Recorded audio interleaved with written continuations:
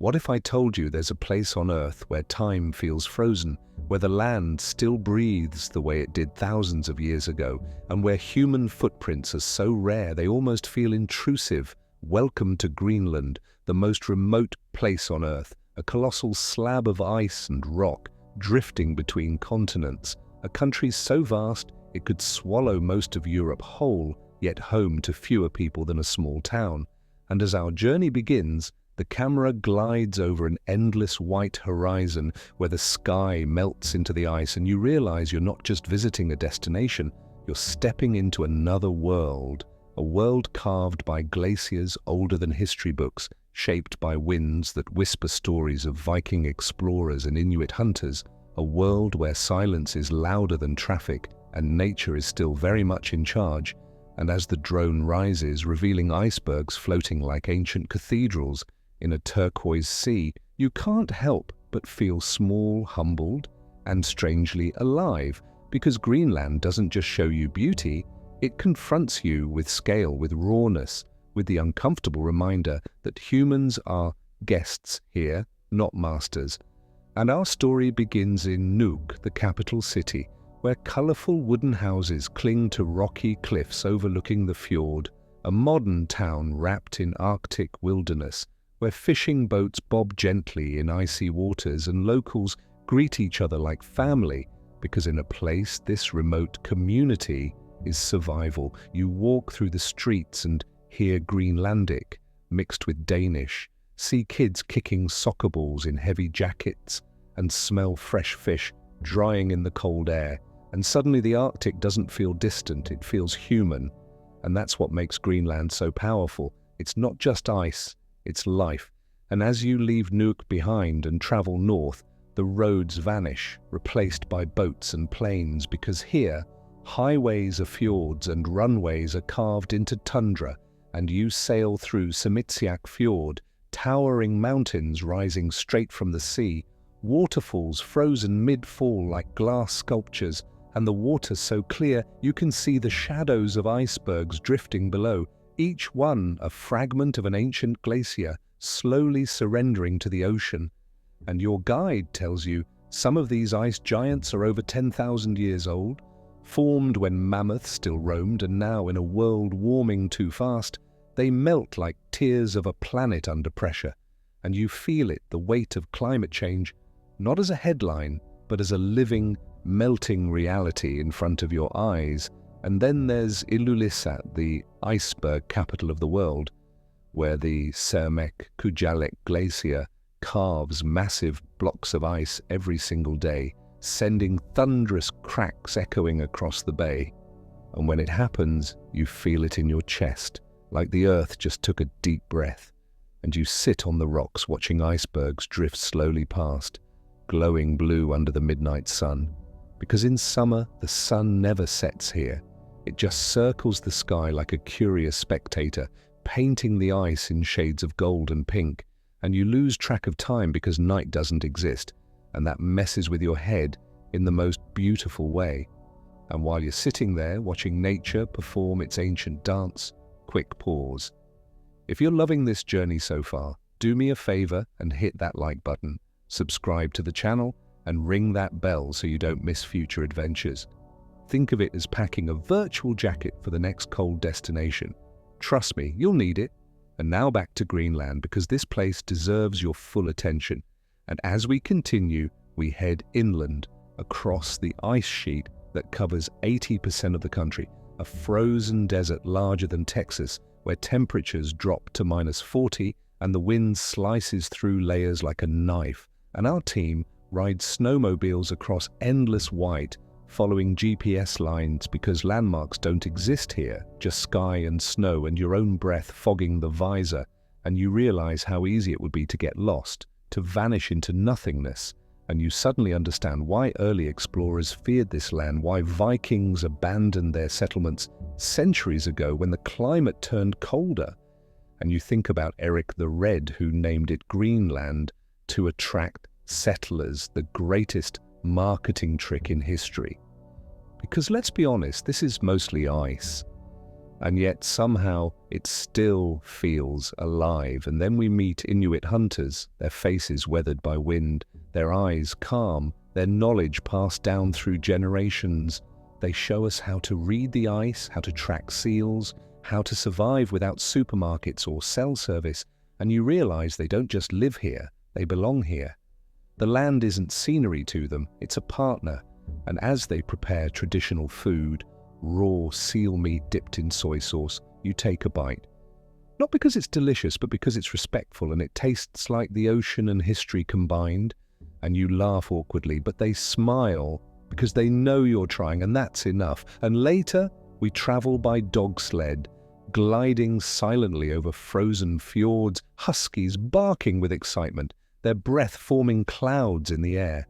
And you feel like you've stepped into a National Geographic documentary, and your guide tells you dog sledding isn't a tourist attraction here, it's transportation, it's culture, and as the sled cuts through the snow, you feel connected to every traveler who ever crossed this land before you, and you wonder how many stories these trails have witnessed, how many dreams froze here, how many survived.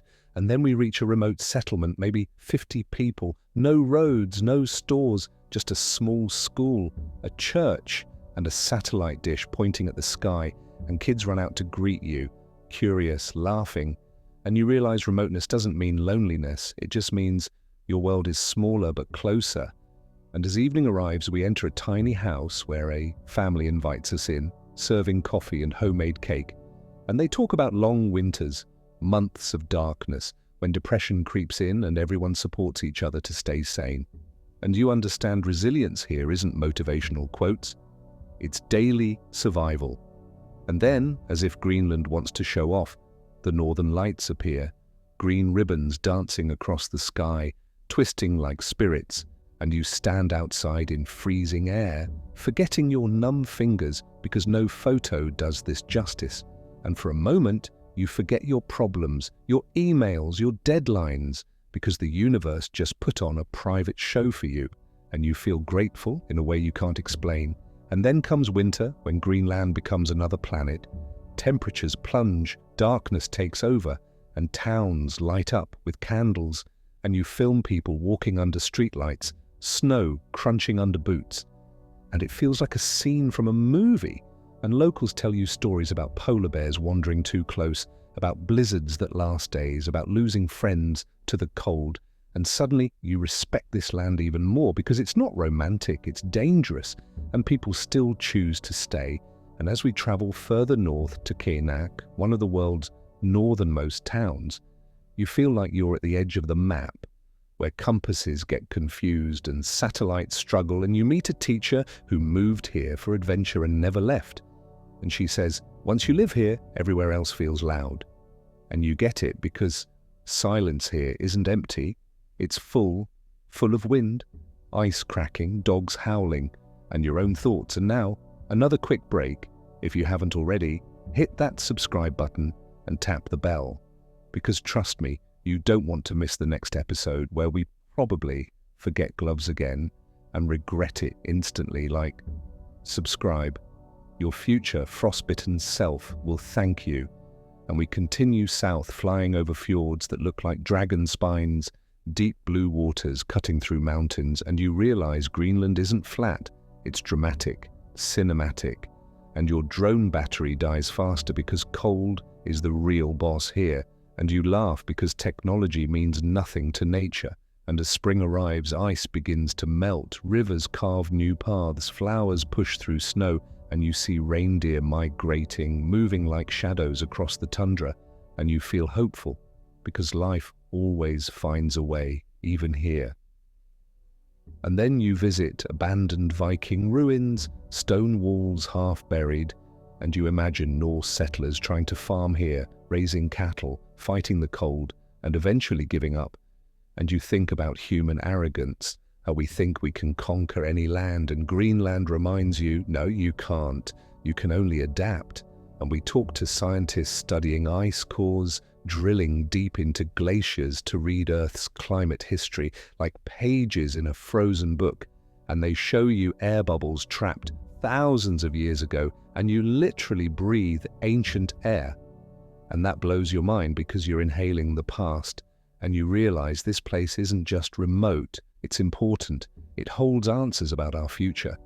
And then there's the ocean where whales surface, massive creatures breathing next to your boat, and you watch humpbacks breach, splashing water like kids, and you feel joy, pure joy, and you forget everything else. And later you kayak between icebergs, paddling carefully because they can flip without warning, and the water is so clear it feels unreal, and you touch an iceberg, smooth and cold, and think about how it started as snow centuries ago, and now it's melting in your hands, and that hits hard.